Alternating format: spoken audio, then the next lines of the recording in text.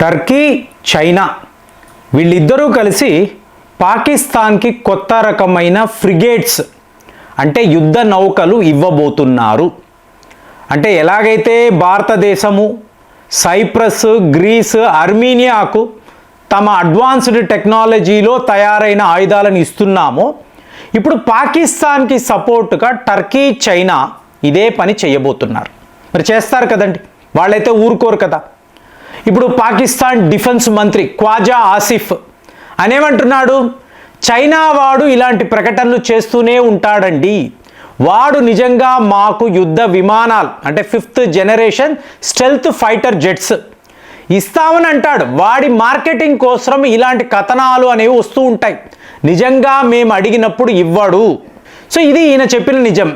కానీ టర్కీని చూసారు అనుకోండి, పాకిస్తాన్కి ఏమేమి కావాలో ఎట్టి పరిస్థితుల్లో అందజేయడానికి వాడు సిద్ధంగా ఉన్నాడు.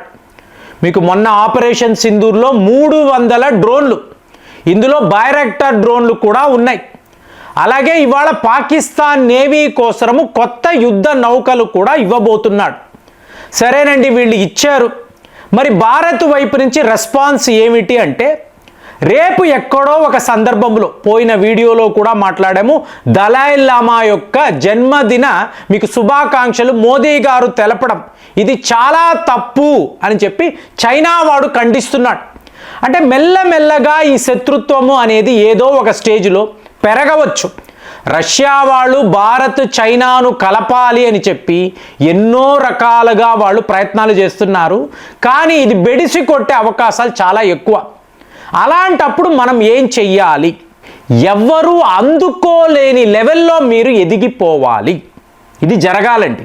కాబట్టి ఇవాళ వార్తలు ఏమిటి అంటే, ప్రాజెక్ట్ 77 విశాఖపట్టణంలో ఒకప్పుడు మనం చాలా సీక్రెట్గా ఒక ఆపరేషన్ నిర్వహించాం. అంటే సబ్మెరైన్స్ కోసరమే ఒక విడి నగరము అన్నట్టుగా. అంటే Indian ocean is India's ocean అంటారు కదా. సో IOR వద్ద మనకు తిరుగుండకూడదు.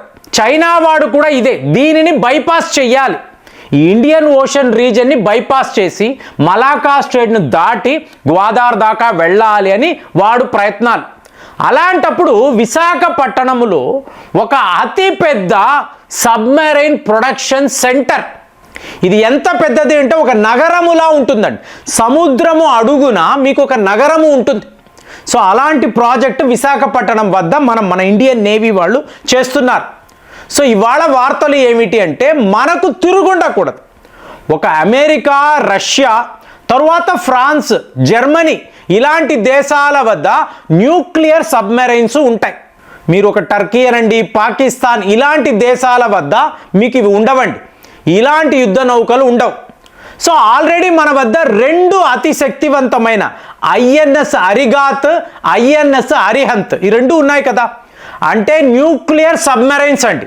ఇందులో మీరు లిటరల్గా మీకు అణు అస్త్రాలను డిప్లాయ్ చేయవచ్చు. లాంగ్ రేంజ్ మిజైల్స్ ఉంటాయి.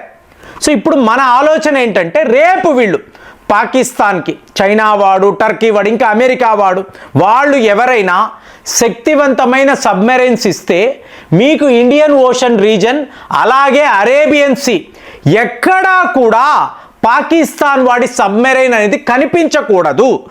ఆ లెవెల్లో మనది అడ్వాన్స్డ్గా ఉండాలి. దాంతో ఇవాళ మనము బ్రహ్మోస్, ఇప్పుడు చూడండి ఎక్కడ చూసినా కూడా, ఎక్కడ డిఫెన్స్ కథనాలు చూస్తే బ్రహ్మోస్ గురించే మాట్లాడుతున్నారు.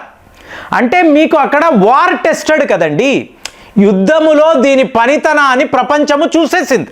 కాబట్టి ఏదో ఒక రకంగా ఈ బ్రహ్మోస్ మన వద్ద ఉంటే మనకు తిరుగు ఉండదని ఎన్నో దేశాలు, చిన్న దేశాలు భావిస్తున్నారు.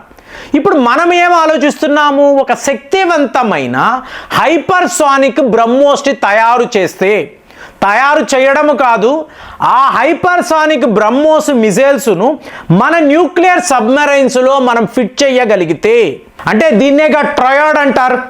అంటే Indian navy, army, air force, so వీళ్ళ వద్ద అతి శక్తివంతమైన న్యూక్లియర్ వెపన్స్ అనేవి ఉండాలి. వాటిని మనం వాడగలగాలి. ఇవాళ ఇండియన్ నేవీ యొక్క పాలసీ మారిపోయింది. అంటే యుద్ధ నౌకలను పెట్టి మనం దాడులు చేయడం కాదు, సబ్మెరైన్స్ను వాడతాము. అంటే షిప్ సబ్మెర్సిబుల్ న్యూక్లియర్ అంటారు. SSN. మీకు అదే SSBN అన్నారు అనుకోండి, షిప్ సబ్మెర్జబుల్ బాలిస్టిక్ న్యూక్లియర్. అంటే బాలిస్టిక్ మిసైల్స్ను మనం వాడగలం. INS అరిహంత్, అరిగాత్ ఇందులో వాడగలం. కానీ ఇప్పుడు ఏమిటి అంటే కొత్త రకమైన ఆయుధాలు, హైపర్సానిక్ మిసైల్స్ను మనము మన సబ్మెరైన్స్లో డిప్లాయ్ చేయబోతున్నాము. ఈ పని ఎవరికి అప్పచెప్పాము? Larson and Toubro. అంటే మీకు INS తమాల్ని అన్నాం కదా, రష్యా వాళ్ళు తయారు చేసి మనకు ఇచ్చిన అత్యుత్తమమైన యుద్ధ నౌక. కానీ ఇదే ఆఖరిది. ఫారిన్ కంట్రీలో భారత్ కోసం తయారైన చిట్ట చివరి యుద్ధ నౌక. సో మరి ఇప్పుడు సబ్మెరైన్ అన్నప్పుడు L&T వాళ్ళు ఈ బాధ్యత తీసుకున్నారు. రష్యా అన్నాము, ఫ్రాన్స్ అన్నాము, జర్మనీ అన్నాము, ఎన్నో రకాలుగా మనము ఈ దేశాలతో మాట్లాడాం. మనం ఏం చెప్తున్నాము? మీ ఇంజనీర్లు మా భారత్లోకి వచ్చి మేక్ ఇన్ ఇండియా ప్రాజెక్ట్ కింద ఈ పనులు చెయ్యాలి. వీళ్ళు ఎవరు కూడా ఎలా కుదురుతుందండి? డిజైనింగ్, పరికరాలు ఇవంతా కూడా మేము మా దేశాల్లో చేసి మీ దగ్గరికి తీసుకువస్తామంటే మనము రష్యాకు కూడా నో చెప్పాం. దాంతో ఇవాళ L&T వాళ్ళు ఈ పని చెయ్యబోతున్నారు. అంటే ఏంటి? సెల్ఫ్ రిలయంట్ ఇండియా పేరు మీద మన దేశంలోనే ఇదే మనకు కావాలి. ఒక్కసారిగా ఈ టెక్నాలజీ వచ్చేసింది, ఎలా తయారు చెయ్యాలి ఏమిటి అన్నప్పుడు మీకు దిగ్గజ సంస్థలు కలుస్తున్నారు. ఇప్పుడు L&T వాళ్ళు ఏం చేస్తున్నారు? హజీరా పోర్ట్ అంటారు గుజరాత్లో, దీన్నే సూరత్ పోర్ట్ అని కూడా అంటారు. ఇక్కడ వీళ్ళు ఈ క్యాబిన్స్, బాడీ రియాక్టర్ కాంపోనెంట్స్ అంటారు, కంపార్ట్మెంట్స్ అంటారు, వాటిని L&T వాళ్ళు తయారు చేస్తారు. ఇక నెక్స్ట్ లెవెల్లో మన డిఫెన్స్ రంగంలో దిగ్గజ సంస్థ DRDO వాళ్ళు న్యూక్లియర్ రియాక్టర్స్ను ఇందులో ఫిట్ చేయడానికి వాళ్ళు రెడీగా ఉన్నారు. ఇక విశాఖపట్నంలో దీనికి సంబంధించిన అసెంబ్లీ మొత్తము కూడా వీళ్ళు అసెంబుల్ చేసి తర్వాత సీ ట్రయల్స్ అంటారు, సముద్రంలో విశాఖపట్నము సముద్ర జలాలలో మీకు ఈ సబ్మెరైన్ని తీసుకెళ్తారు. ఇలాంటిది 2 మనము ఇప్పుడు తయారు చేయబోతున్నాం. అంటే ఏంటి? న్యూక్లియర్ సబ్మెరైన్స్ 4 మన వద్ద ఉంటాయి. 3 అనేది మనకు అవసరము.